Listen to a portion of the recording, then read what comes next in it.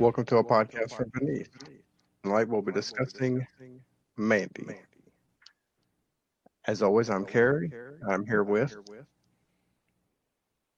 Oh, hey, I'm Eric, and And I guess tonight we're going Bill-less, yeah, so Bill couldn't join us tonight, the complete opposite of week before. So but we'll get through that's true. And all those Corman fans out there, I apologize. it. Yeah. So before we get to our main feature here, we're going to try something new. And this week we're going to discuss favorite horror movie posters. Sounds like a plan. So if you want to go ahead and tell us what your favorite horror movie poster Of all time, if I could possibly just hang one on the wall, just the artwork, not necessarily the little bits with the movie information. The Thing, or John Carpenter's The Thing. I've always found that super interesting to look at. It's just you look if you haven't seen the movie and you look at this poster and it just speaks to me. There's that gentleman in the parka and the light coming from his face. It's just what does that mean? It immediately pulls me in. I would totally watch this movie. So, like, just looking at the poster, if you've never seen the movie, what would you assume the movie is about? To be honest, it looked like a science fiction movie. His face looks like almost like a television screen at that point. Right. It's I've got to pull it up here looking at it. Yeah, like the original word, like his arms straight out. I mean, he almost looks like Angus from the cover of like Power Ridge. He looks like he's getting electrocuted, but you know, Yeah, but then there's you can kind of see I got ice and some snow in there too. yeah, I just love it. It's one of those great like hand drawn '80s posters. I wish that all the successive like DVD and Blu-ray copies would just have that as its cover, but that's not always the case. Right.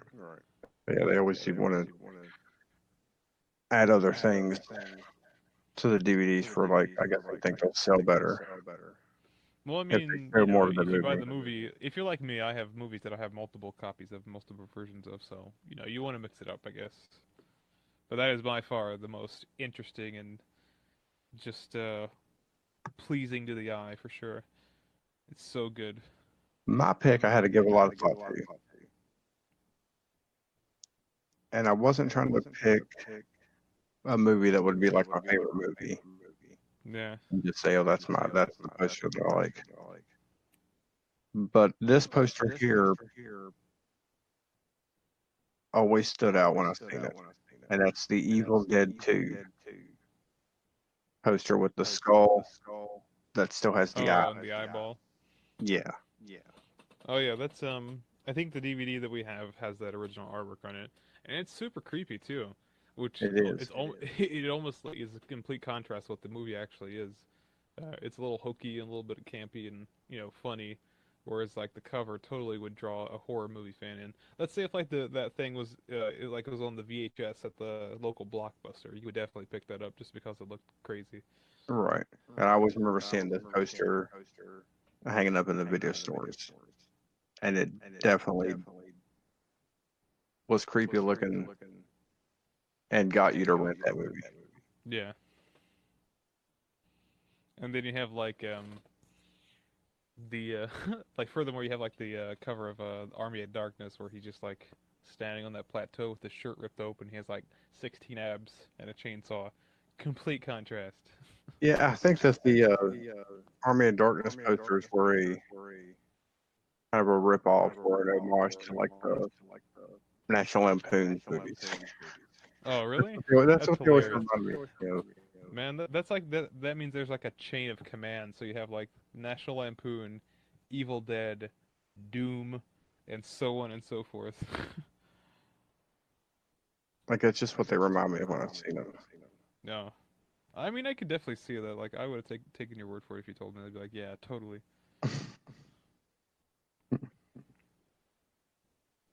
So the Thing and the Army and the Evil Dead 2 Yeah. favorite posters. Absolutely. Do you have any more like that come to mind? Maybe not your favorite, but definitely like eye-catching pieces of art. The only other one that I had in mind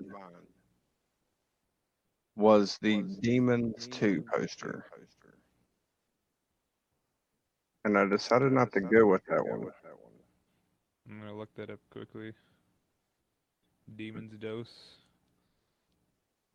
But I can remember seeing this one hanging up in the rental store often. I see two. Well, three. It's the original should be the one that's got the face in the middle, Oh yeah, the green one. a birthday cake, a girl coming through Yeah. the door in the back. Yeah. Oh yeah. I mean, it's pretty good. Definitely have, has striking elements from the movie. For some reason, I always remember that one. Oh, it's a movie I haven't seen, so I don't know. Yeah, that was the two that I was had near there. Well, speaking of Evil Dead, like I've always enjoyed the first poster, like for the first movie. Hmm. It just screams just like classic horror. Even though we've discussed the movie before, like just that poster alone is a really good, I don't know, picture into what that movie just basically looks like. Like even the poster is at a Dutch angle. It's kind of funny. Right. And you're talking about the one with the woman Yeah, the and the one's getting hand coming dragged out of into her arm. hell. Yeah, There's a cough cough Sam Raimi. because there's that one. Then there's one that is the same, but it has a background. Mm, Has like the cross tombstone that he made, yeah. and more of a dark sky. Whereas that one, the original, looks like it's in the desert somewhere.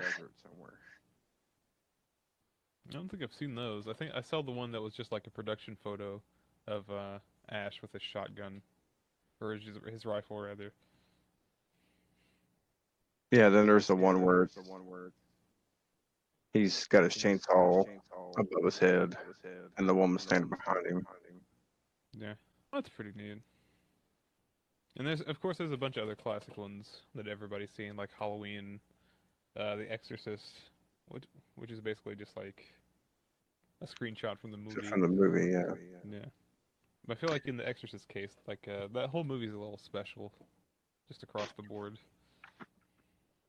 Yeah, but I definitely don't want a poster to give me too much information. Well, yeah, absolutely. Just like even though trailers today do it all the time, you don't want that either. I just like a good basic poster, nice text, something creepy. You're talking. What do you mean? You just don't want like a just a picture with some Comic Sans on the front? Come on, that's just like Hey. that's 10 out of 10 right there. Well, like when it comes to that, like that kind of advertising, unfortunately, usually the when it comes down to the art, it's usually one of the last things figured out before they go into full blown advert mode. Spend the last little bit of money towards getting the word out there. Right. So it's a little bit of an afterthought most of the time. That's why nowadays it's a bunch of just terribly photoshopped crap using the same two color tones every time. There's definitely a lot of bad horror Yeah, movie posters. that's why I always enjoyed, even for worse, I've always enjoyed the hand drawn ones from like the mid to late '80s. Yeah. Well, Halloween's a good example. Other ones would be like Back to the Future or the Indiana Joneses stuff that looks really nice. Goonies, all that. Yeah, I was looking at some other posters. They're just, but maybe we can do our worst horror movie poster coming up in So, another episode. so everything else. Yeah.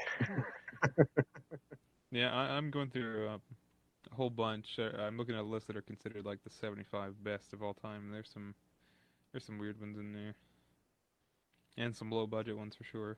That's terrible. Right. Bloody New Year. How dare you?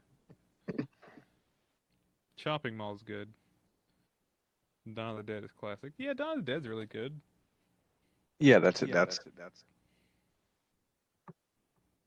Maximum Overdrive. Oh my god. That's a movie. That'll be one we'll definitely have to talk about. Oh, all right. I gotta get ready for that one.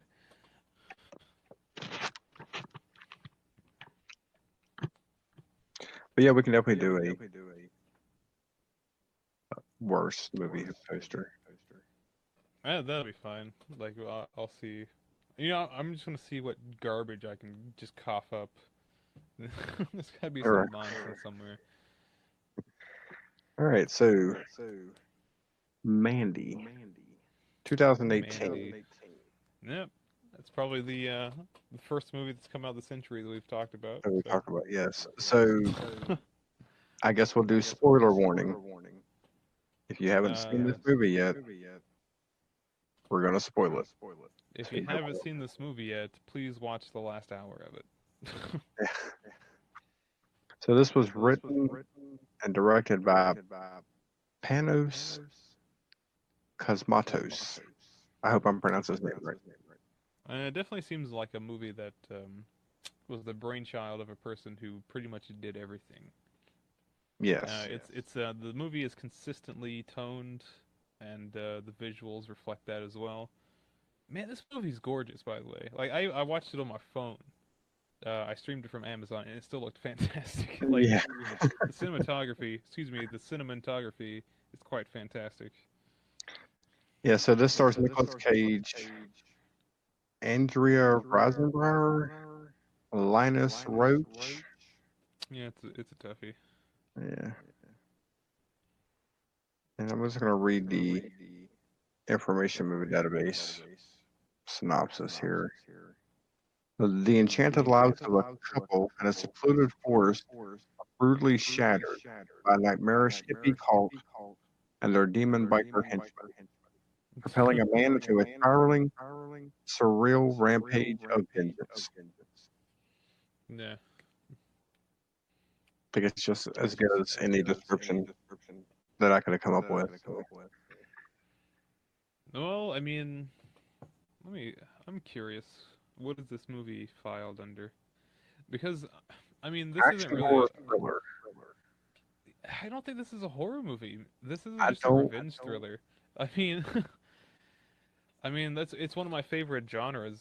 Man, like Death Wish and all those good ones. Yeah, this is exactly what that is. It's the same formula. The only thing that would probably teeter this over into horror was it's a little gory at times, but not ridiculous. You know, Well, I'm going to say probably. that the bikers. Oh, you mean Slipknot? Yeah, I'm going to say that's what gives it the horror part. But Maybe. I don't believe that there's anything supernatural about these people. Yeah, they were just I all think they're just just hopped a up on biker gang LSD that are and on drugs. yeah. Like I said, like as I was watching it, I there wasn't anything terribly spooky about it. There's some like weird bits, like those bikers who are totally just insane. But yeah, this I don't see this as a horror picture at all. It's definitely like a surreal revenge movie. Yeah, I believe when I first watched it, my initial thoughts that I mentioned were it's a 80s heavy metal video wrapped in a Made fever dream oh during a NyQuil coma mixed with the heavy metal magazine. somewhat yeah. It's definitely like an '80s exploitation revenge, not almost nonsensical thriller. And a fever dream is such an accurate description for this movie because damn, it takes so long to get there. When it finally gets there, it's almost fucking worth it. I think that's what I liked about it too is it didn't rush into it, um, I don't know, but it man. it I also gotta. didn't feel like that they didn't spend a lot of time getting to know the characters as far as like a lot of dialogue. See, that's. I think that's what I was kind of missing. It almost split down the middle. This movie is 2 hours exactly.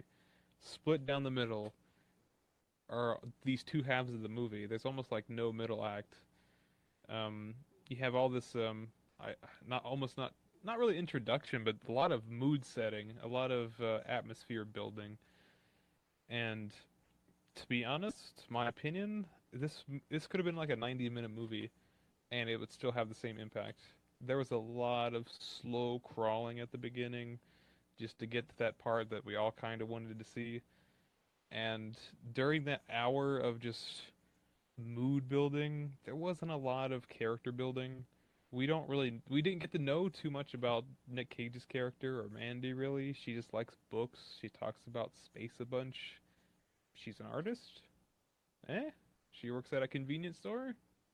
And the only thing we know about Nick Cage is he's a lumberjack and he flew in a helicopter once. Good for him. But I think going into it, no, like watching the trailer, I knew it was going to be a revenge movie. Yeah. I think Yeah. Go ahead. if you didn't know all that, you probably would have. You wouldn't have been waiting for it. So the beginning wouldn't have seemed as slow. Does that make Yeah. sense? Yeah, the trailer did make it out to be a little bit more, I guess, action packed, and that's why I was kind of pumped to see it because Nick Cage, he has such a je ne sais quoi, you know, that You're little, like you want to see him lose his shit, but when he does, it's either way out of context and just like ridiculous, like Vampire's Kiss or even like Face Off or whatever, or like this one. Well, there's a scene about halfway through where he's in the bathroom just kind of like getting pumped for like the next half of the movie. That was the most sincere rage I've seen in a movie in quite some time. Like that was a moment of just like, damn, this is total humanity right here. Yeah, because he's like, you can tell he's trying to get angry, Yeah. and then he's like chugging vodka or whatever it is, and Yeah, I he's like mean pouring it that on his leading wounds, yeah, and then he leading finally he has to sit down, and then yeah, he starts absolutely. to break down and starts to cry, but then he brings the anger back. Yeah, just like It's a that really good scene. chainsaw that he used later on, he had to rev it up. We'll Yeah, get there. But but yeah, it just I think it spent a little bit too long just getting there.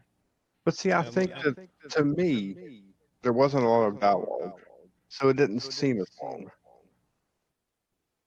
Oh, because you mean once at the you get you mean at the between beginning? Nick Cage and the Mandy character, Yeah, there wasn't a whole lot. I mean, the longest scene they had together was when she was talking about her her nightmares. or yeah, her dad. Yeah. But now when we get to the other characters, they seem to spend a lot more time with them. That's very true, but it's I can see why they did that, but it's almost unnecessary because their actions speak louder than their words would have. You know what I'm saying? Well, just like when you mentioned, we don't really get to know Nicolas Cage's character. Yeah. All we need to know is that they murdered his girlfriend, and he's getting revenge. I mean, I get that, but a little bit more would have been really nice. Like later on in the movie, there's a gentleman, I guess the guy that makes like the PCP and stuff, Mhm. was talking about how he had this deep-seated dark energy. It really would have been cool if like maybe there's a little bit of exposition. Maybe he had like a tough, you know, tough past life, and now he's just like out in the middle of nowhere, just kind of chilling and away from it all. And then it finally like comes back, you know, all that inner nonsense and hatred on top of what just happened. Right. It kind of like focuses the laser a little bit, and it's not so tongue in cheek. But that's just me. It's to get to that point, it's at least visually interesting, but I feel like that first hour or so, maybe 50 minutes or whatever it is, it just for me kind of dragged. See, There I was didn't get that. there wasn't a lot of information given to me, so the only thing that I could rely on was like, man, this is a very pretty movie. Yeah, the visuals are definitely when she's walking hmm through the woods and it's just all red. Yeah, absolutely. That's a little bit of I mean, foreboding nature right there, which is nice. It was really cool. This movie had had a lot of fun with the color palette. Right. Everything from like the reds and blues and like the yellows later on to the little green flashing strobe when something important was being handed to another person. Yeah. but um, but yeah, what's your side of the table on that first hour or so? You enjoyed it for sure. I definitely enjoyed it. It looked great. I didn't mind that they didn't talk a lot. Hmm. I think that the only thing we need to know is that they were this happy couple that got along, Yeah. and that was enough to make you care for him whenever she is killed and he has to go get his revenge. Yeah. I don't know. I mean, there's something missing for me for some reason. There was all that time and there wasn't that. They spent all that time and there wasn't that much spin on like the connection. I suppose they were just together. Um, like I get it. Like I'm not a monster. Like like Right. if that would happen, I totally understand. But like as a viewer, I didn't have that attachment to where like in other revenge movies where I'm just like, yeah, fucking get him. Like yeah, like I'm on the same page. Yeah, I'm like I'm getting pumped too. Yeah, like oh, it didn't quite have that. No, no, no. I take that statement. I didn't take say back. I was gonna say it didn't have that snapping moment because it was kind of like that was a little slow paced as well. What, when he snapped? Yeah, like well, I don't want to get ahead of myself when we get to there, Okay. but so I guess the next thing we can talk about is Jeremiah, yeah. which is played by Linus Roach, Has he aka done any? Thomas Wayne. Has he done anything else? He was Thomas Wayne in Batman Begins, Mm. and he was on Law and Order, and that's all I know. So nothing. Well, I mean, I've seen Batman Begins, but I didn't watch this like, oh, that's Batman's dead. Yeah. Like whatever. So he basically plays a Charlie Manson type character. Yeah, for sure. Very crazy, super religious cult leader. Um, absolutely fueled by LSD and whatever they were doing, getting stung by bees for fun. They were both musicians. Um, the Jeremiah character, I don't know how popular he was as like a folk singer. Oh yeah, that was touched upon. He definitely was a gentleman who tried to break out in the music industry with his little egotistical album or whatever. Compared himself to the Carpenters. Right. So this, yeah. Anyways, they kidnap Nicolas Cage and his girlfriend because he wants her. We don't really know much else about it. Yeah, he's the kind of gentleman who's been doing this for so long he can just look at somebody and just like want that person as if it were an object. That's kind of how that starts.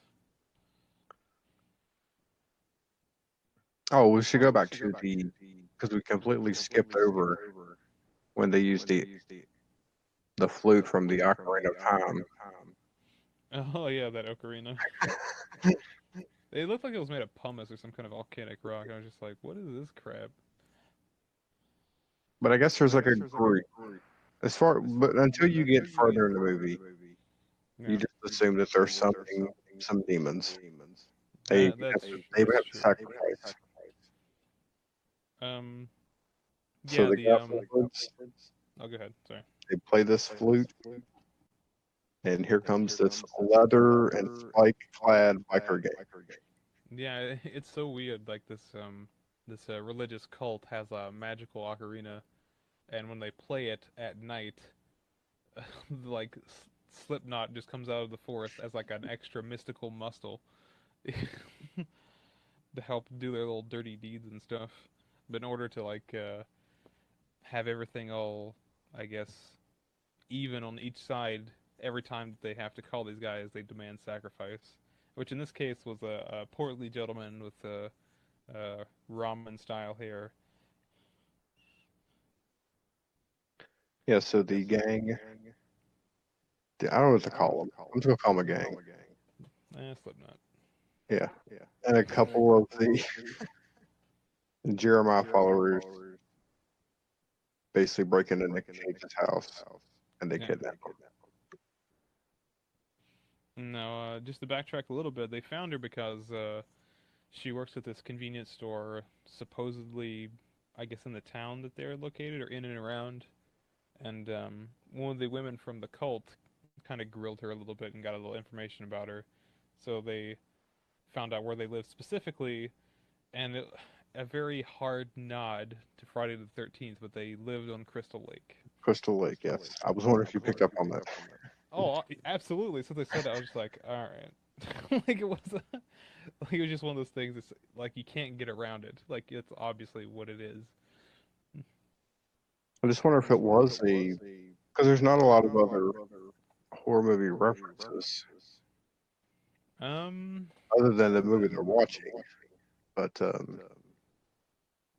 yeah, guess so. Yeah. there's no characters named Kruger or.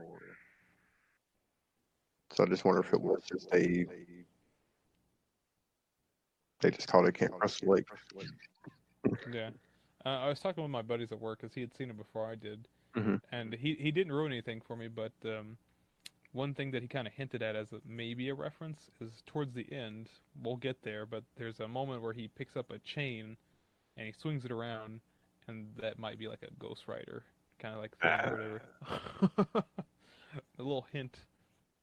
So they take Mandy Yeah. and they give her some LSD in the eye with the drops, and then they sting her in the neck with I don't know what It's like a huge wasp or or something, something. right? Yeah. And It's I don't know definitely a what the gruesome point of thing. it was. I don't know. Maybe some people get off on like the little poison or whatever that gets injected. It's like So a now little. she's like on LSD now, Yeah. and the next scene where Jeremiah gives the big speech, it's like it's shot kind of double vision. Yeah, it's like it was shot through a pair of anamorphic 3D glasses. Yeah. So do you like double vision going? That was really It's cool. I and it's enjoyed all that. one collar, Yeah. and It's his almost like robe looks so familiar, but I can't remember. he looks like he's a member of Rush. That's why.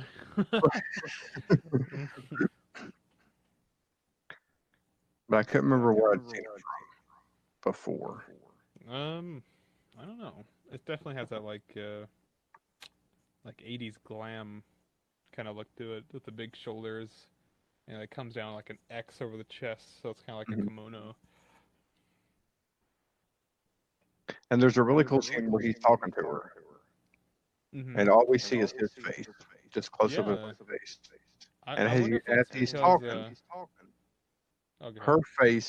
face slowly starts to fade in over top his face, Yeah. So and instead then it of goes back. I wonder if that was his creative way of not breaking the 180-degree rule, you know? Right. Instead of showing her, doing like an over the shoulder, her reaction or anything like that. Yeah, they just like faded in and out because they have roughly the same shot composition before that happens. So maybe that's what that is. It's somewhat creative and it made it really weird and a little bit of mystical. I think it would have worked. I mean, if you'd done that with just two people talking, they're not like on drugs or whatever, they're having a conversation, Hmm. and you're doing the fade as the next person starts talking, like a back and forth conversation. They could work well too. Yeah. Yeah, but that would have that she's would just have been she's out of it super the whole cool. time. Hmm.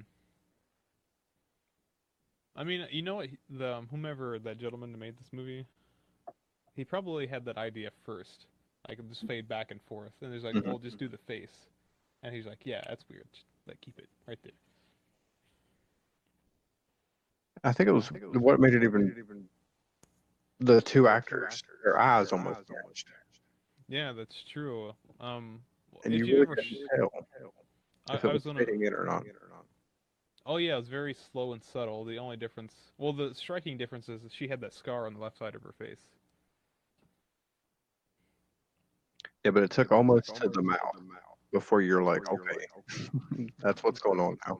Yeah, because it stops moving and all that stuff. Yeah. But if you've ever shot in red light or harsh red light, you notice that the camera doesn't pick up any of the veins in your eyes, so it's almost absolute white or just like an absolute color. So the pupils and the iris are almost solid, and that's what made it weird as well. You had that just those two dark, soulless eyes on each person, just staring right into the camera.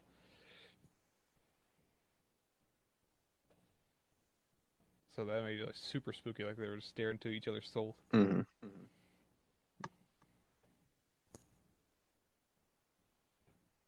So I guess the next big thing, Oh yeah, right after she like laughs at his little wiener for like yeah, 5 minutes. he,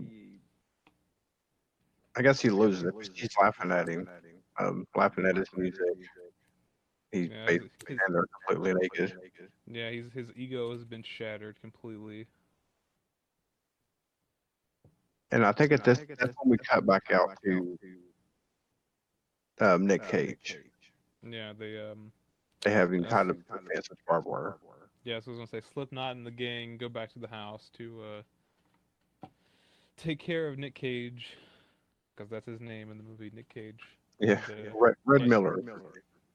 yeah, Nick Cage, and and and now that I'm thinking about it, they kind of needlessly torture him. I mean, they could have killed her at any moment. He had nothing to do with the situation whatsoever. Yeah, I don't know why they would have kept it. I mean, it's even before she laughs at him and they decide they're going to kill her. His plan is to take her anyway, so I don't know why he would have left Nick Cage alive. Well, I mean, I guess he didn't expect him to escape, of course, but still, I find that actually it's kind of a weird choice because if she totally burst his bubble, why would he take it out on Nick Cage? Like, why wouldn't he do something to him in front of her, that kind of thing, or whatever? Right. Yeah, I'm but he probably has thinking too much about it. probably. I mean, because you got to have reasons. Well, for sure, yeah. But he goes. Maybe it would have worked a little bit better if like that whole scene happened in front of Nick Cage. Like they just did that whole LSD thing, like in the house. Like they didn't even have to take her back. Oh, you mean just just do it all right there in the house. Yeah, just like fuck it, whatever. He's tied up. What is he gonna do? So Jeremiah goes to the, I'm assuming to the restroom, and he's talking to himself in the mirror. Oh yeah. He's I like, thought that was a pretty good scene because he just keeps repeating, was it what should I do? "Yeah, tell me what to Tell me. do." Yeah, just Yeah, over and over. that was a little weird.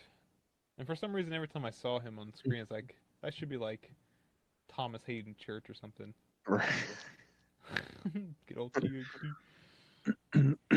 But he keeps saying it over and over again. And at one point, he stops and he looks in the mirror, almost like he finally heard what he needed to do. Yeah. Hmm. Now that could be like an actual entity. Most likely not, but it could just be him tripping balls as well. Kind of that moment I would, where like you're talking to yourself and your brain finally answers back. I would say he probably doesn't do drugs. He probably has a stage trait. Hmm. So you He's think he's just just like crazy. schizophrenic or something? Yeah, I think he's just crazy. I could, yeah, I could buy that for sure. Because he does have those moments of just like irrational reactions, especially when he's talking to that older lady, and he wants her to fetch the bald guy that's in charge of the Slipknot peoples. Right. He just snaps for no reason, just because he's like a child, like a big child with a very thin ego. But I guess what he was told to do, or what he heard, is I guess to kill the Mandy character. Yeah. Well, that totally makes sense. But how they went about it was completely just seems overboard. Well, we have the other scene too before that where he takes the girl that he had, the younger girl, Yeah, and he takes her out to where Nicolas Cage is tied up at, it makes her and he play a little involuntary Russian roulette. Russian roulette as like proof of her love for him. Yeah, that was really weird too. The more I think about it, I guess okay, okay. So maybe he went back to him because their love was so strong. He laughed right in his face. That's why she didn't like succumb to like the proposal of like whatever they were trying to do. See what I'm saying? Yeah, It's like, oh, because he says like he wants to see what real love is, and that's what he does, the Russian roulette thing. and then he just kind of tells Nicolas Cage that I want to think that he says you both will burn or something like that. Something like that. I don't remember. So then they bring Mandy out in a sleeping bag Yeah, and string her up, hang her from look like a swing set, and they set the sleeping bag on fire. yeah. Doused it all in gas, and they just let go. Oof. And it got really creepy when you see that she was still alive. Oh, as it was burning. Yeah, that was actually. Yeah, I because like wonder how they did that. when they brought her out, she didn't move. When she was hanging there under dousing gas, nothing.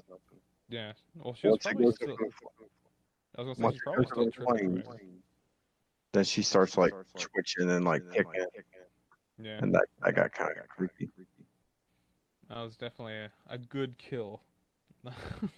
Yeah, because at one point you can see the sleeping bag's like burning away, and all And you there's see still is like something her mouth. inside. You see like her teeth. And then shortly thereafter, it kind of does like a bit of a hard cut. Did they do hard cuts? Because I keep remembering fade to blacks. Every Um, transition, for some reason, I'm remembering is a fade to black. it felt pretty jolting because next thing you know, music stops, mood ends, trucks turn their lights on, and the main guys kind of just like walking around, and then they get in the vans and leave. Yeah, because they have their like Nicolas Cage is like lit by the headlights, Yeah, and as it drives away, it just gets dark. yeah, it just fades in the darkness.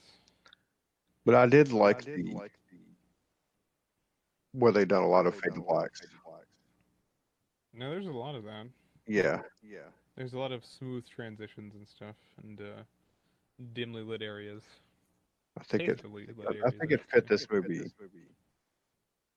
Like I wouldn't want to see that in any other movie. What do you mean? Think of like a Marvel movie that's bright. You wouldn't want every scene to fade to black and Well, then no, not fade at back all. in. But Yeah. I think for this movie, it worked. Well, yeah, there was so much passage of time. Like, we really don't know how long this movie took, or for Yeah, this story to Yeah, take. how long was the LCD trip? Because he passed out numerous times in this Yeah, movie. Like that, I mean, it was almost like most of his journey was just like fast traveled because he just woke up in places that just seemed to be closer to his objective. yeah. Um, so They drive away. He's still tied up. He manages to escape, and it took me a little hot second to realize he was tied up with barbed wire. Yeah, and it like Over his arms are completely just eviscerated. Yeah, yeah. and his mouth is pretty messed up, but not as bad. And from oh man, from there he walks in his house, bloody, Well, no, bludgeoned. first he In, crawls over oh to yeah, her body, oh yeah, that's right. and the only thing Um, left is like a skull.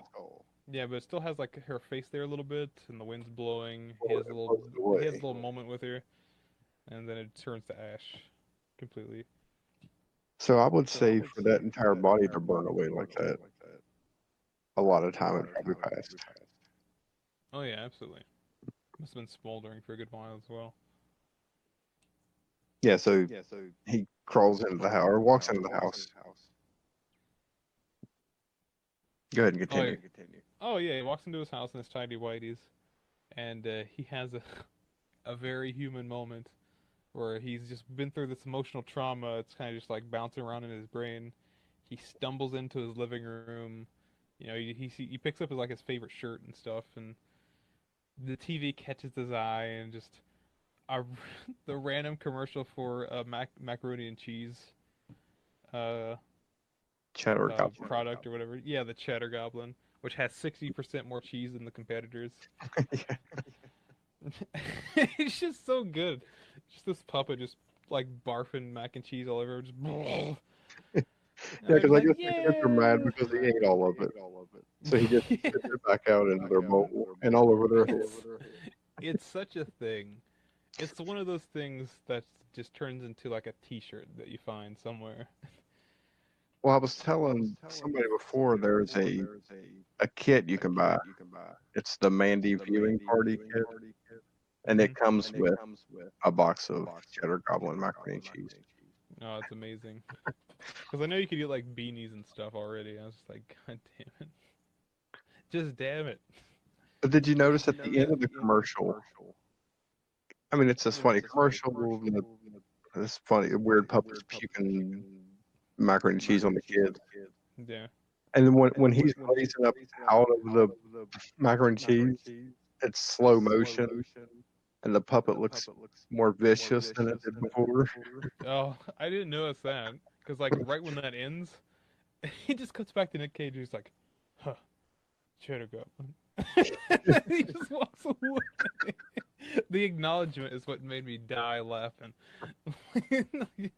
That's such a weird way to like juxtapose what just happened versus a little bit of like comic relief. All right. It's so funny. It's almost genius. It's just just the fact that Nick Cage got paid to say Cheddar Goblin Yeah. just gets me every time. Yeah. So he goes over and just passes out on the bed. Yeah, he just like it's too much for him. He just conks out, understandably so. And I think this is the first dream that he has that's animated. Oh yeah, It's Mandy. yeah. She just has her back to him. He like slowly turns around. Her face is all messed up like it was when she was getting burned. Yeah, and her skin starts, like, face starts falling apart. Hmm. Then he wakes up super abruptly. Yeah, but that animation, that's what made me think that this movie was not. It's the what made me think of heavy metal. Oh yeah, If you've ever seen the heavy metal movie, uh, forever ago. it has that same type of animation.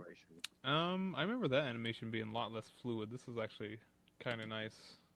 And the backgrounds are very detailed as well. Right. It just matches the atmosphere of the movie because I feel like the world that those cartoons kind of exist in is what the movie finally bled into by the end of it.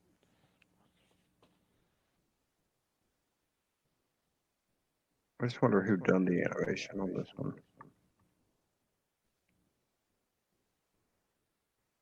I'll look for that later.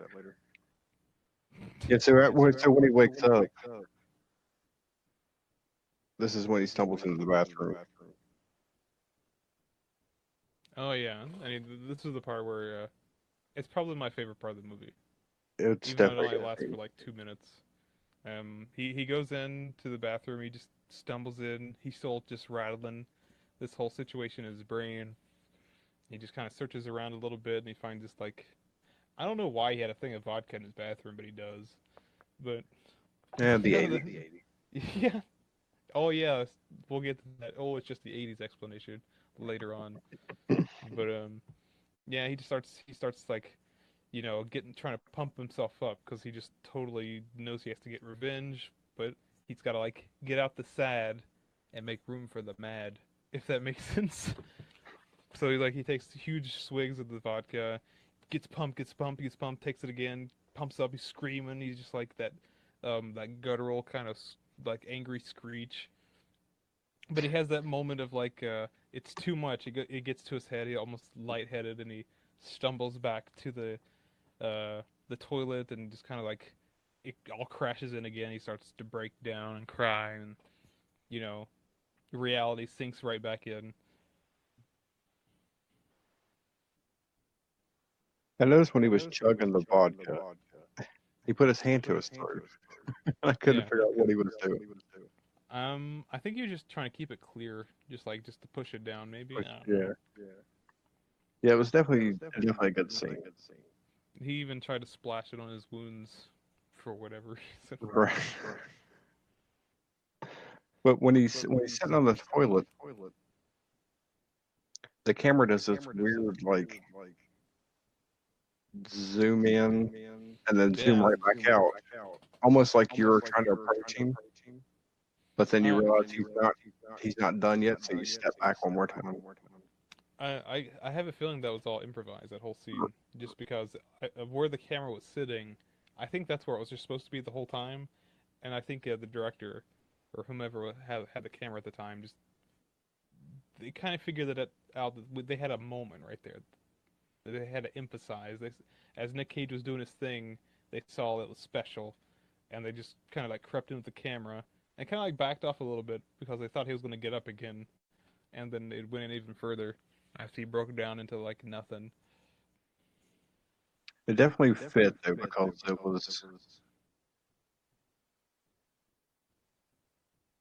as the audience, it almost felt like you were, let me go console this guy. And then, oh, wait a minute, he's not done yet. I'm gonna step back before he hits me or something. Maybe. I just think it was like a moment that they knew they couldn't replicate, so they just tried to get it packed in as much as possible. Mhm. Like that's what I was talking about earlier. Like there's a crazy Cage, but there's two versions on either side of the spectrum. There's like the wacky crazy Cage where he's just having a good old time, just being wacky Nicolas Cage. But then there's crazy Cage like this, where it's more chained to reality, and and you feel that gut wrenching moment that he has in the bathroom. Oh yeah. So he puts on his favorite shirt, which is basically a Just a baseball tee. baseball tee with 44 on it. I don't know if 44 is like representative of anything, but you And he drives to Bill Duke's house. know. Yeah. Bill Duke, the actor from Predator, And Commando. Commando. He plays Carruthers in this movie. Yeah, he And that's has all we know. We just no. know his name. We don't Yeah, he know has. who's in a trailer. Yeah, he has no real introduction, no prelude. He's just there to basically hand the torch to Nick Cage, per se. Well, we know that he doesn't like company because he has on his front door says "fuck off." Yeah. I totally thought he was gonna walk out with a gun. How slowly the door opened. Mhm. But we assume Nick Cage knows him, or that Yeah. Red knows who him, because he goes there to get his crossbow. Yeah. Given how he was dressed, I guess you can kind of infer that maybe they were like army buddies. Probably. But that's something else. I guess your imagination has to go to. So he's there to get a crossbow, and then he has kind of another because the Carruthers character wants to know what he's going to do with it. What are you hunting? Is what he Yeah. asks And then he falls apart again. again with another great, just a great, another great scene. Yeah, like when he was he sits down and when he finally spills that he's gonna kill these crazy religious Jesus freak. people. Yeah, Jesus freaks.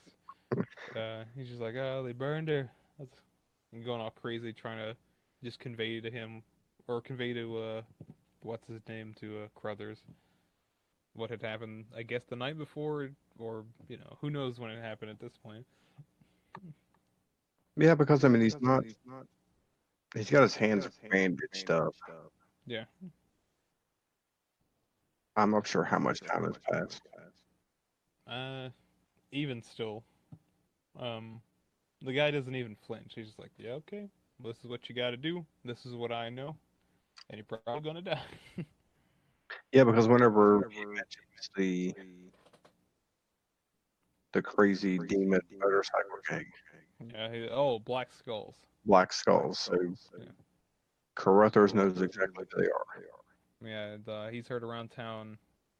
I don't know if you want to call it a town. You don't really see a town. A town, no.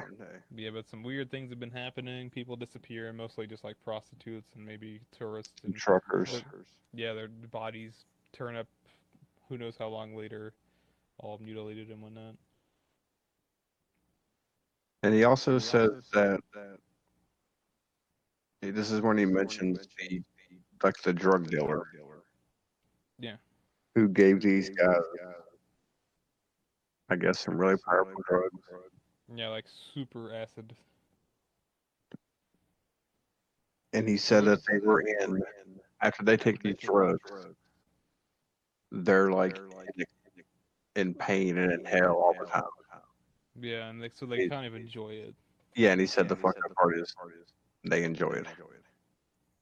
So at that point, that's when I realized there's nothing demonic about this movie. In this movie, Yeah, like all the supernatural stuff is nonsense, it's and all it's all drug basically dealers. just yeah, it's just like a big bad trip. Right. But that's So okay. yeah, I So mean, it's a little, good. it works as like metaphor, I guess. I suppose so. Oh, excuse me. Uh, but they don't really dive into it. I mean, they all have like different looks and everything, but there's really no symbolism or any kind of character in these guys. They almost work as almost like boss fights in a video game, like one after Right. another. But before that happens, um, for whatever reason, Nick Cage goes back and forges that giant battle axe. Right. Just out of whatever, I guess. I don't know. He's a blacksmith suddenly. He can do that stuff. He just can. Yeah, so he makes a gigantic, shiny axe. Yeah. The whole thing is metal. And he just knows how to do that stuff. And he also had the mold and everything. Ready to. It's not important. Whatever. The important thing is it was cool. Yeah. So he starts hunting these guys down. He starts with the demon bikers, Hmm.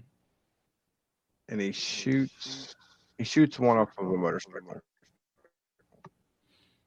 Yeah, with one of those special arrows that he got from Crothers. Yeah. It can go through bone and all that stuff. And then he tries to hit the same guy with his truck. For some reason, the truck flips over. Yeah, like he hit one of those like little safety things in front of a shopping thing. Yeah. And almost if that guy was just pure, just mass, and he just didn't phase him whatsoever. And And then, like you said before, he wakes up again. yeah, I don't know if that's I don't want to call it lazy, but I feel like I don't know. I feel like there could have been a better way to do that. To Because get him progressing through. Yeah, because after that, it almost felt like dominoes, like one scene after another, and the connective tissue was like him just waking up somewhere, or just like so happened to be in the right vicinity. Yeah, because he wakes up and now he's handcuffed on with one hand to a Yeah, pipe. His and his other other hand hand is is nailed nailed to the floor, to the floor. Yeah, just hanging out. and that's when And he sees one of the other biker guys sitting across the room. yeah, we'll just call him Plastic Face. Yeah, because he had like I guess like a mask on. Hmm. And he comes over and I guess like torches him a little bit, but the Cuts first his thing he does shirt is he cuts his shirt, which is a big no-no, by the way. because that's his Apparently the favorite last shirt. straw. Yeah. Which I guess the shirt has more important things later. But Yeah, for sure. We find out at the very end, but way before that, um, I guess as he's about to, I guess kill him or torture him some more, he kicks him. Then he like the he's pipe that able he'd to been fiddling with this whole time finally comes off the comes up wall, and and he hits him. yeah, smacks him in the back of the head, and he falls down a endless pit. Which at first I didn't realize it was there, and it felt really odd when he did do that. I was like, "Where did Right. that come from?" I had to rewind it, and it was kind of hinted at because like you don't see like that little what that goes into, but it totally felt like it came out of nowhere. It's like it's almost like as they were like writing, it's like, well, what do we do with the body? It falls down a pit. It's just there. Yeah, Don't worry about it. everybody has a pit in their basement. Yeah, absolutely. Yeah, so he gets picks up the guy's jacket. I'm assuming it's leather. I don't know. It kind of looks like duct tape to me. Which bit? When he puts the, I'm assuming it was the guy that he kicked down the hole. He gets his jacket or whatever, picks it up Oh off the yeah, floor. he has like a vest, and he gets that little hobby knife and everything. Right. And from there, he just walks into the next room, and like the big guy, I guess like the brute. Well, no, before that, it shows him coming upstairs, and he looks in the bedroom. There's like an old couple there that Oh I yeah, guess I guess that they was a live scream. there, and these people killed them and took over their house. Oh, okay, that makes more sense because I was just like, what the fuck? Did they just like rape these people to death? And I get it, they're bad. You didn't even have to show me that. Like, Yeah, so he does go into the next room where there's the other biker guy. I think this is the guy that, when he's in full costume, has all the spikes. yeah, because when he tries to sneak up on him, but he kind of like throws him over his shoulder, Yeah, and because when he he's does that, he sneaking kind of pulls it approaching off. through the TV. Yeah, where he's just casually watching porn. Yeah, but he has a gigantic knife in the crotch region, which Yeah, reminded me of Seven, I was. Oh yeah, that what was the, it the Lust or suit from whatever. Seven. Yeah, But I was just kind of like, what? Like I did like the scene is very dark, and I cause like when it first showed up, I'm like, is that what I think it is? What? And Nick is on the ground now, and the guy's about to like get over him and like punch him or kill him or whatever. And it just jams into the ground, so he's kind of stuck. I'm like, that's exactly what that is. What the fuck yeah, movie? and it almost looks like he's dry humping him at that point. Yeah, and I'm just like, what is happening? And then Nicolas Cage slits his throat. Oh yeah, and then he spills all over him, and that's how he gets his little iconic red look. Red look. And of course, as the blood's hitting him, he's laughing, and Yeah, he's getting like the taste of it. But what made me laugh, but also kind of like yeah, kind of like get me in that like revenge movie mood, is when he throws him off or whatever, and he gets up, and I guess the guy that fell down the pit, he's just back for whatever reason, and he just starts screaming at the guy. Oh no, he comes with the shotgun. That's yeah, right. because he He hit blows the he blows TV. the TV out. Yeah, Yeah, and then Nick Cage just like casually combat rolls over the couch, knocks the gun out of his hand, and he starts screaming at him, just like, "You cut my favorite shirt! You cut my shirt!" And one of the coolest things in the movie, he just straight up breaks his neck, just Breaks like, his neck. Yeah. ka-chow. I'm just like, damn. And that's when I was like, I'm ready. I'm like, all right, this is what this movie's about.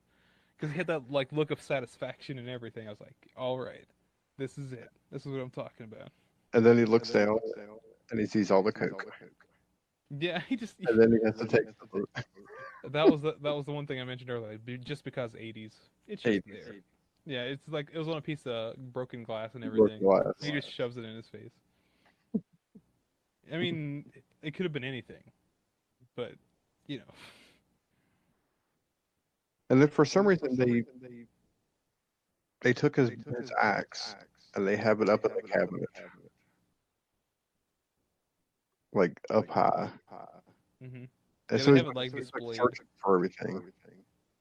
And then he finds his crossbow like in a cabinet. Yeah, it's almost like he was just like looking around his own kitchen. He knew where everything was. Yeah. Or like it was a video game. And you're like, Yeah, yeah, you have he's to just search collecting for items. it. Yeah. But then I guess that's when he gets the big drug because he picks Yeah, up a like jar. yeah, the jar. Well, the jar turns out to be the LSD that that gentleman had cooked for them that turned him into this crazy, whatever Yeah, and he put BDSM people, and like it's so pure and it's so potent. Like he barely sticks his finger inside the jar, gets a little nip on his finger, barely puts it on his tongue, boom, shoots him into fucking outer space, right. like immediately. He immediately sees himself and his face melts off. Yeah, like Indiana Jones style. Right. I was like, oh my god, what the hell? So it's like a whole trip that Yeah, happens in like a few seconds. yeah, absolutely. He just flies through space and time. Once more, we don't know how long this took. He could have been there forever, just standing there going crazy. But from there, I think he sees where the chemist is, or he finds out where he is. No, he goes outside. He goes out a window and he sees our last demon biker standing by a car that's on fire. Wait, did that happen next? Yeah. Oh, that's right. He has a little axe battle with that guy next to the car. Yeah, because he shoots. First, he shoots it with an arrow, and the guy Yeah, and he just just pulls blasts the it away. arrow out, and he goes down there, and they have the battle with the axe. Yeah, which that fight was kind of underwhelming, Hmm. but Nick Cage does one of the coolest things. Like they fight a little bit, and it's in Nick Cage's favor, and he chops the guy's head off. Okay, here's the thing: he beats him up, he throws him into the car, he just ignites, and he's just on fire, just woof, and he cuts his head off, and then on the ground he just finds a cigarette, and he picks it up, and he he lights a cigarette off the dead guy's burning, decapitated head, Yeah. and he just takes a long ass drag like a badass. I think from there he steals like an ATV or something. Yeah, because that was a really good shot, just over the overhead, ATV driving on a trail, and all you see is his axe because it's like bright, Yeah, shiny it's so metal. reflective. It just picks up whatever's around. Then from there he finds the chemist. He's like, No, got some like he gets the other guy, the the bald guy, bald guy. uh, Hmm. brother I don't know. Swan, brother Swan. Are you sure? Yeah, because he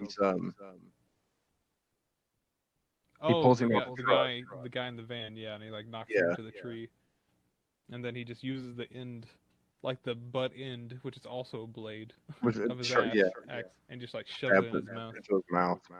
Which I 100% appreciate that it was all practical.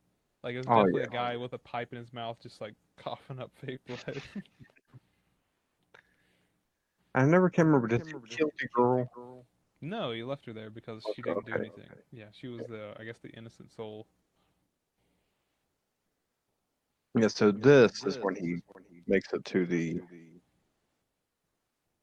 chemist.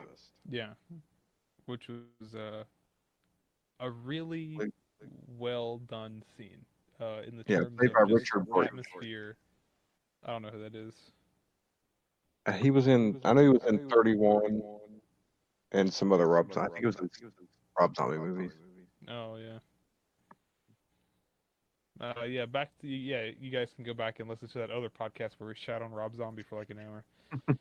Um, but the scene was very well done in the sense of just in its use of absence because Nicolas Cage doesn't say a damn word, and it's like a Yeah. 5 minute scene where everything is just inferred by the character of the chemist, the gentleman who makes all this LSD for this area, and I guess he's wacky too, and he has a pet tiger because he does, and he basically reads the entire situation from the way from the energy that Nick Cage is uh, showing, and also how he looks and just his overall disposition. And I love it. It was so cool.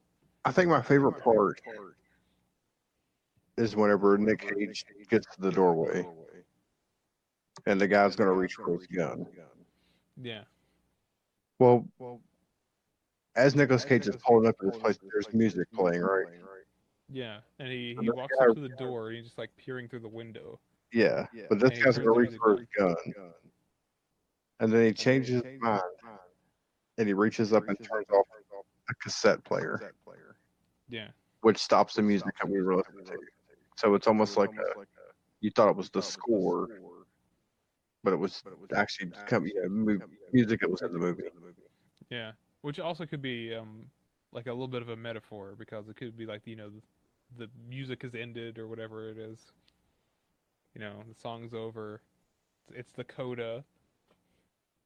But then when he turns around, like all the lights one by one come on Yeah, and they make like a all the way little down till it chime like makes the doo next doo doo cage. doo doo doo, Yeah, all the way down till it makes till it lights up next cage. which is just accentuates the whole badassery of the situation. And then the chemist also does. He licks his finger, which Uh, we assume has the drug on it also. Yeah, he makes like a little yummy sound, Hmm. which yeah, that makes sense because after he puts two and two together, he's like kind of explaining the whole situation for himself and also the audience. He has a moment where he just kind of like fucking just falls into some kind of trippy nonsense. His head flies back and he just gets all weird. Now you said that like Nick Cage doesn't say one word in this. Yeah, I don't remember him saying a thing. Yeah, he doesn't. But I mean, the chemist is talking to somebody, right? Um, well, he was Because talking to the tiger at first, I think, wasn't it? yeah, but I think even when he's talking to Nick Cage, Yeah, to that character, yeah. He was I want that I was want to just him like because adding somebody everything told together. him he even acknowledged that he's like you're right, and he opens up the tiger cage and lets it out. Yeah. Well, the tiger didn't do anything, so you know. But I'm just wondering, is Nick Cage talking to him, and we just don't ever hear that, I or don't know. is this guy now tripping and he's just seeing other shit? Well, as he was kind of like all that stuff was falling out of his face.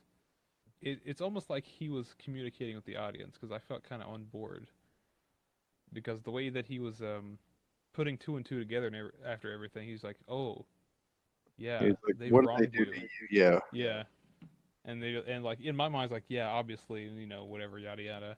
And he's like, "Yeah, okay, you're right." And he just like lets the innocent bit go and everything because just a couple scenes before, that's what he did with the little girl that didn't do anything, just like let her be. right. And then of course he tells him where to go, Yeah, tells him to head north, just north all the apparently way. through some caves. Yeah, just they're just there. which was another. It was a really good shot again. I Him don't just remember. driving. He's driving just through like the cave system. Uh, I is that guess the? Hmm? just driving through the mountain. I guess. Oh yeah.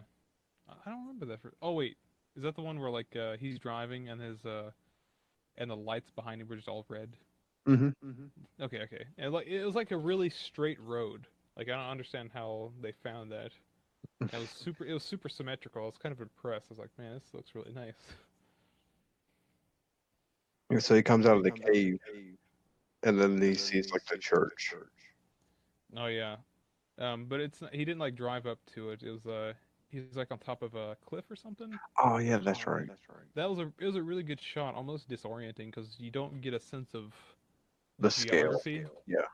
Well, the scale's because like it's small because he's far away, but like the geography's a little weird because I guess the walls of the canyon or the dirt kind of it directs your eye towards the church, but you don't know how tall these walls are, like of Right. the cliff or canyon.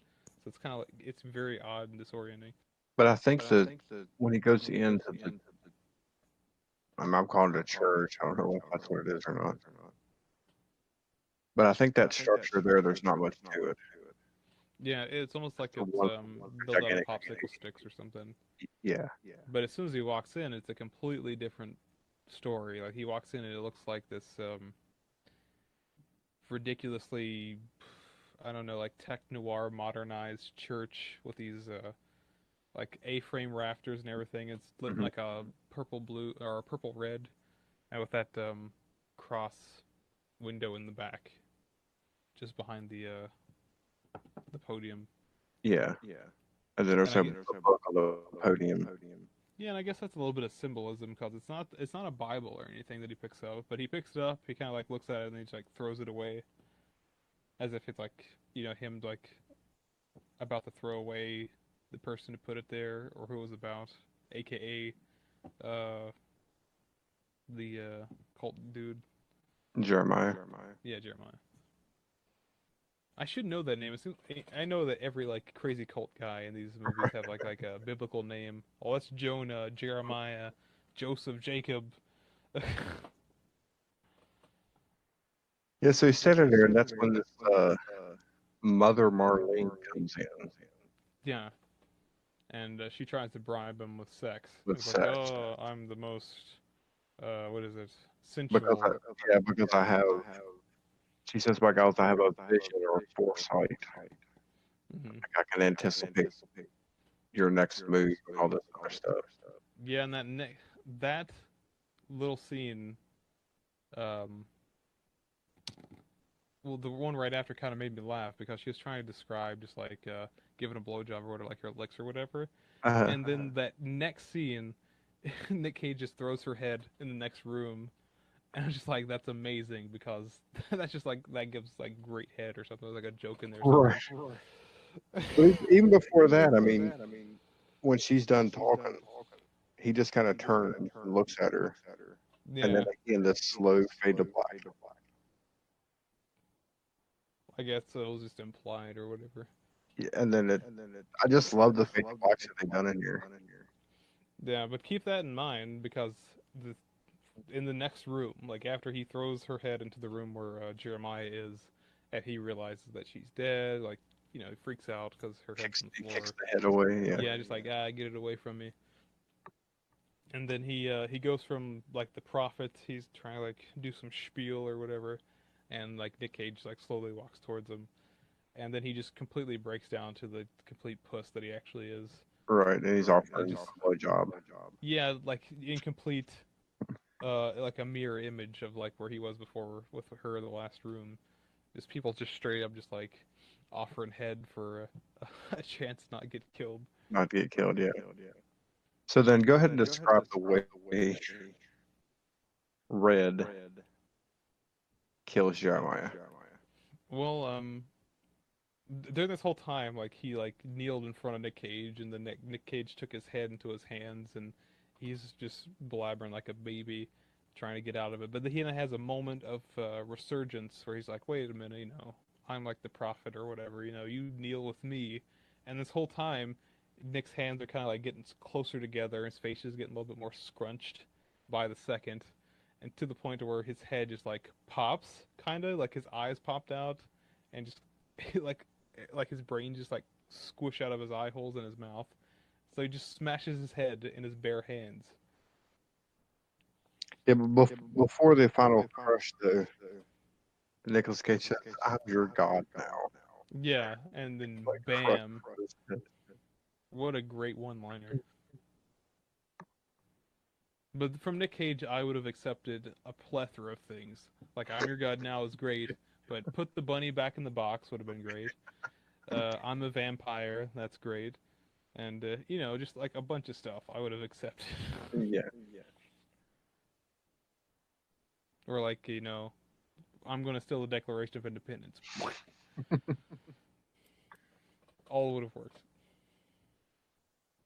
So then he lights a Zippo, throws it down, sets the whole place on fire. Yeah, let's. There's a lot of stuff in this movie that's just seemingly gasoline because they just go up like flash paper, just boof.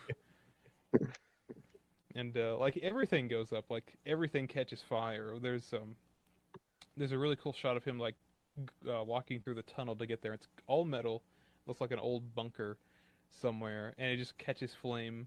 And as he's leaving, the church itself goes up and it falls apart because it's burning like crazy. He goes to his car and it's seemingly over, like he's definitely done the dirty deed, and he just kind of has a moment of reflection before he turns his car on and leaves. And this is where we get a little bit of introspection of like I guess a little bit of I don't know, visual uh what is it? Like backstory.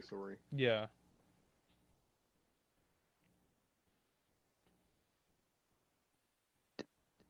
I would say at this point, I mean, he's got his revenge. Yeah, for sure. So this is probably the out of being so raged and angry the whole time. This is probably the first time that he's calm and then he can start to remember Mandy. Yeah. Oh, that's the word I was trying to think of. It's a little bit of like visual exposition. So like he looks over and he sees her sitting in the passenger seat, Yeah. and then it does like I guess a flashback, and this is And I the first time that they've met. yeah, it's just assumed like that's how they met. They're just like in this bar, and he's wearing his shirt that the that is his favorite shirt and everything. So it's 44 assumed that that's why it's his favorite shirt because that's what he was wearing when they met. when they met. Yeah. And yeah, they just kind of like met each other at a bar. That's it. All right. But But like there's a moment like it goes back and forth from the little vision or whatever to just him in the driver's seat with a dumbass smile on his face. He's just like just all staring beat up over. and bloody, and his eyes are as wide as like dinner plates. He's just like everything is red except for his eyes and teeth, and it's hilarious. Well, I think that's more of a. At least I hope this is what it is. Like a memory. Like if you think of a memory, Yeah, it's not in video. Like when you think of something that happened, you're just remembering like pictures. for sure. Like So like whenever it shows her sitting there, she's not moving at all. So he's just that's just a so him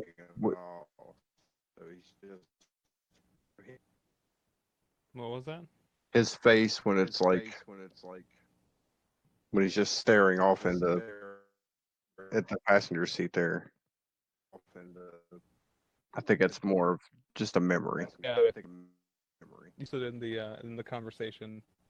If when you see it, it's just fantastic. I want to put that as my phone background. It's so Because of it, good. eventually he just kind of snaps out of that, and then it goes back to just a normal lighting, and he's just driving. Yeah, it's like a fade, not to the next scene, but the lighting, everything turns from that crazy Red deep and red where the film has been for the last hour or so into just like regular normal lighting. and then of course it pans up to, if I can remember correctly, where his and her favorite planet Yeah, which in the was sky. also which was also the cover of that book she was reading. Right. Yeah, it's a nice little you know connective tissue there, I guess. Definitely a It's like good way to it's end like it. poetry. It rhymes, you know.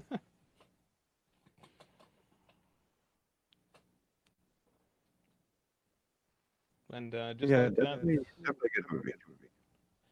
I think it was a fine movie. Yeah, I'm glad that I watched it. I think I was a little too hyped for it, and I expected something a little bit different. And the trailer that this movie had definitely didn't do it any favors. I was definitely from the trailer. I'm gonna say I was probably let down. A little bit, yeah. It's definitely more of a. It starts out as more of like an art house film. You know, there's a lot of I don't want to say build up, but there's a lot of I guess like cinematography porn, Hmm. which isn't bad. Like that was the only thing that was keeping me entertained. But I feel like a 2 hour movie where it's literally split down the middle. Like as soon as the hour mark ticks over, that's when like shit hits the fan. It's kind of the stuff you want to see, or the what you paid for, I guess. I just think it took a little too long to get there, and there wasn't enough to feed my brain until then, except for what I was looking at. See, I'm on the other side of that. I didn't mind the first hour. Yeah. So if for anybody who's listening who's interested in Mandy, I do recommend it because it's one of Nicolas Cage's best roles in a very long time, for sure. Definitely one of the best roles in a long time. Like that little 2 minute scene in the bathroom is worth the entire movie itself. It's lightning in a bottle. It's fantastic. And I've seen it twice now, and I'm still not. I still don't find the opening boring or anything. I guess it just comes down to taste, you know, Hmm. and also my expectations were much different than what the movie actually was. Because I love revenge thrillers. I love them to death, and that's just kind of what I was expecting, I guess. And even though the movie eventually gets to it, I feel like what I wanted just took a little, took a little long to get there, and there wasn't a lot for me, and other than how pretty the movie was, which this movie was shot beautifully. Every shot just has something going for it. Like whoever the cinematographer was worked hand in hand with the director. It's fantastic. Yeah, I was reading up before, and I guess something he does a lot in his movies is he shoots a laser down the into the camera. Oh, they get those little flares. Not really. Well, the flare a little bit, but like when she's walking through the woods and it's all red and it's kind of milky looking. Yeah, Apparently, doing that laser does it. That makes it look milky. that's a pretty good idea. Yeah, which I loved. I loved the Is look. it, Just her walking through the woods there. It was all red. I loved it. yeah, that's such a low tech solution. You know, Right. it's like how do we do this? It, I say that a lot. Where low budget movies have like these little bolts of lightning that turn like a really neat idea, but when it comes together on the final picture, it turns into this genius idea. Right. It just works so well. It's kind of like one of those things like, well, why didn't I think of that? Like you could be talking with the director, cinematographer, like, wow, this shot looked amazing. How'd you do it? Oh, I just pointed a laser at the lens. Yeah. Period. And I'm just like, oh, what? Like, it's like kind of like thing, like you're not expecting the answer because it's so easy. But Benjamin Loeb yeah. was the DOP. So props to that gentleman. There you go, 3 claps. Let's see what else. See if there's anything else. Or anything else that I would have seen. He's done a lot of short films. And Definitely. nothing else. Nothing else that I recognize. So hopefully he'll work on other things. Well, there's been well, before we move on a little bit, would you recommend Mandy? Yes. For sure. It's a I would give it a it's a buy. Go buy the Blu-ray. Um, I would recommend it, but I would put it as a rent. Just watch it first and see if you like it. Hmm. Then I guess we're both conflicting personalities. If you enjoy the first half of the movie, the rest of the half is just literally icing on the cake. But if you Right. find it a little slow, maybe that first viewing is all you really need. It's a good movie, but kind of got to get to know what you're getting into because the trailer does not do it justice. What it's showing you is like the second half of the movie. Yeah, I really wish I hadn't seen the trailer that showed so much. Yeah, Like a little teaser would have been better. absolutely. Because the pacing, like I've been saying this whole time, there's two halves of this movie, and that's it. The first being very slow paced, but visually interesting, and it seems like the last hour it goes by in a flash because there's so much packed into it. Yeah, plus it wants to I'm gonna go back and watch another movie, which was called Beyond the Black Rainbow. Yeah, I saw that. That was that gentleman's first movie before this. But yeah, I highly recommend it. I recommend it too. Not as high, but it's definitely a movie you have to catch. If you don't like slower movies, that's fine. The movie does pick up, but just for Nick Cage alone, please watch. Right. Yeah, so is there anything else that you want to discuss? Well, in this movie in particular, there's been little whispers of sequels, or a sequel at least. I've heard that, but then I've also heard that it's probably just all talk. Oh, I don't know. I hope not because the little idea floating around is just I guess Red or Nick Cage versus Nazis, and that Is just sounds like fun. right. Punk Nazis, I think. Yeah, I'm fine with that. That sounds like a lot of fun. Like if this turned like if it's turned into a series, I feel like oh that's what I wanted to bring up. Um, the trailer kind of made me think this was Nick Cage's John Wick. Right. So I was thinking like okay this is like his little vehicle thing, and you don't really get that until the end. But if the next one is just going to go into like murdering like punk Nazis and stuff, I think that'll be like the way to go with that. Like you've done your like little horror art piece, we've seen it. It was good. Now what's the next step? You know, like you can't just do that again. So I feel like the next one would be a little bit more visceral, a little bit more violent, a lot. Unless I mean, visually it could still look the same. Yeah, absolutely. But But a lot of the the pacing would be not quick, but definitely more of a hustle, a bit more action packed. Kind of get like the kind of movie that gets you like pumped up, like on the same level that he was. yeah, I just wonder if he would still have all the. I guess he could get that LSD from that guy, and that's what he uses to. Yeah, that'll be like the catalyst or whatever. Yeah. I don't know what it would be called, but Mandy too, even though it has nothing to do with her. I don't know. Have there been sequels that don't share the same name? Um, well, hell, the Rambo series kind of turned that into something completely different.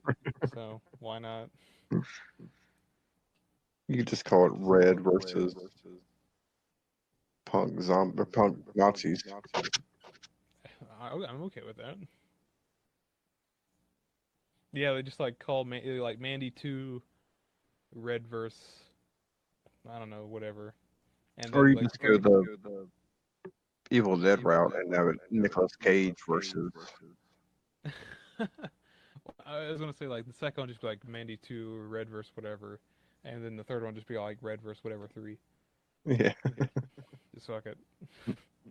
But yeah, it's I enjoyed it. It was just good. Like that sounds like I'm kind of downplaying it, but A good Okay, movie is so a good movie. I know you're not putting it at your top of your list, but would you put it as your favorite Nick Cage movie? Mm, no, not really. I mean, it's definitely. I mean, it's definitely up there. Like I said, there's like a spectrum of Nick Cage.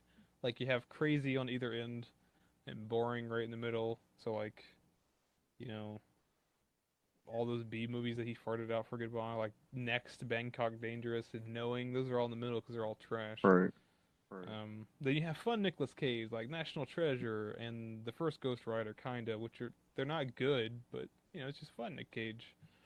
Then you then you just have like terrible stuff, just bleh, whatever.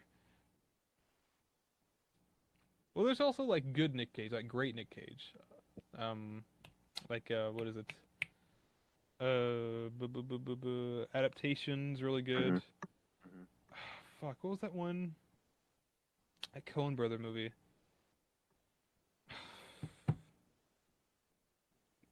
Fuck. Oh, Raising Arizona. Oh yeah, love that one. Yeah, absolutely. So you have like moods. He has moods. Okay. I don't know, I would say a lot of the B movie stuff or the really bad stuff, he just does for the money. Well, yeah, true. Very true. That's why I say that you have moods. You have like trash Nick Cage, Oscar-winning Nick Cage, fun Nick Cage, crazy Nick Cage. He's got so many faces. It's kind of crazy. He seems kind of one note, but he is kind of versatile. And he is himself. Like when you describe Nick Cage, he's just Nick Cage. And usually when somebody's just like, "Oh yeah, that guy, yeah, he's just him," usually they're an asshole. That's why they out there the description is themselves. But when it comes to Nick Cage, I mean, he's Nick Cage. Yeah, because like when he does adaptation, he takes that serious. Yeah, absolutely. Like him playing multiple characters, it's super impressive as well. But then he just does the Wicker Man for a check, so it's just he can just go and do whatever. He doesn't care. But then you have gems like him just straight up sucker punching a lady in the face dressed as a bear. Right. Not the bees. Come on. Like I said, he done all that for a check. So, I'm okay with that just because that one turned out to just be hilarious. right. Otherwise, Mandy is his best film in years. Yeah, I was just scanning through here to see. Well, there's a movie called Mom and Dad that's been recommended to me. I haven't seen yet, but apparently it's another great emotional movie from him. So I'll get to that eventually. See, I have to go all the way back to 2011 with Drive Angry. Oh yeah, that see As that like movie's just fun. as like his best one since this one. There No, was it's a bad movie, but it's fun. that's what I'm saying. I'm like I had to go all back that far to find it because you got stuff like Spirit of Vengeance, Oh, that movie's trash. Left Behind, I haven't seen that one, but I've heard nothing but and terrible just all things. this other yeah. Yeah, Ghost Rider: Spirit of Vengeance is unbelievable. Like the terribleness is almost overwhelming. Like I don't understand. Well, I remember it was the Crank guys that made it. we'll have to do a Ghost Rider 2 part.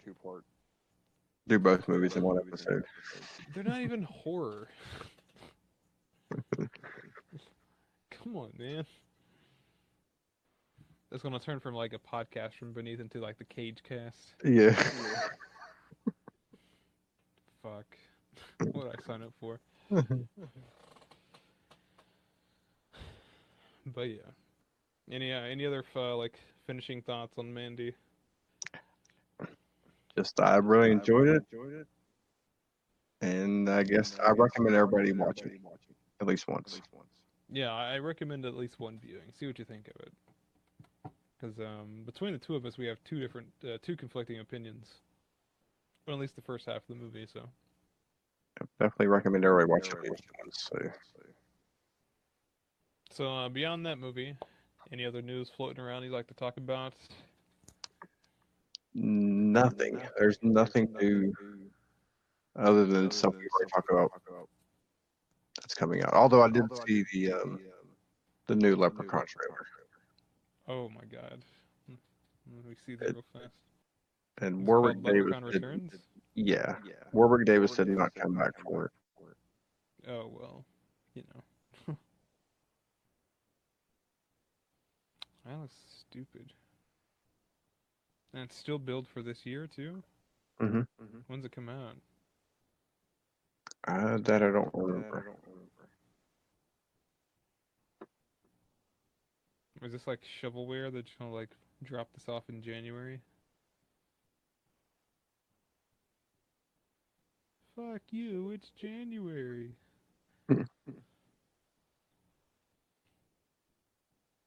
Whatever. I'm over it. I don't care about this Leprechaun movie. Yeah, it's like I said, it's not gonna be any good. They actually used the excuse in the trailer that I will bring back all the fun from '90s home video. Whatever. Whatever. You know exactly why they're doing this now because it's a franchise. They were probably sitting on it and like, oh yeah, we have this. Blow the dust off and make another one. That's what it Right. is. Yep. So it's a cash And cow, and it'll, from what it'll it be looks like, straight it's to going to be a video. sci-fi movie. So I think yeah, it's gonna be straight to video, so everybody will just purchase it yeah, whatever. Like whatever. because you can get it for you'll be able to get it for $15 at Walmart. I'm sure it'll be in the tin bin pretty soon. Yeah, that's all I have. Mm. Yeah, it's not quite horror movie season anymore, so there's not too Yeah. much to talk about. Which is why we'll start doing the other segments. That'll be fine. And we'll keep everybody in the loop for the new segments if you guys would like. We do have a new Discord and everything for listeners if you want to join that. If you want to search for us, we're under the same name as the podcast, so Podcast from Beneath on Discord. The link will be in the description of this Podbean cast and probably somewhere on YouTube as well. On YouTube, we'll put on Facebook, and then the And website, which is 1313inc.wordpress.com. yeah, and we moderate that, so come in, join the discussion, and hang out, and it'll be a good time, you know. And Yep. plus, people who come to the Discord will have like a little bit of um, a head start on everybody else. We'll start posting what the episodes are going to be about, just to kind of rile up discussion as well, so you get a little bit of peek ahead. And then maybe they can leave questions that we can answer on the show. That's a great idea. Yeah, have a little bit of Q&A. Yeah. Sounds fantastic. If only Bill were here to share the enthusiasm. God Yeah. damn it. He'll be back next week.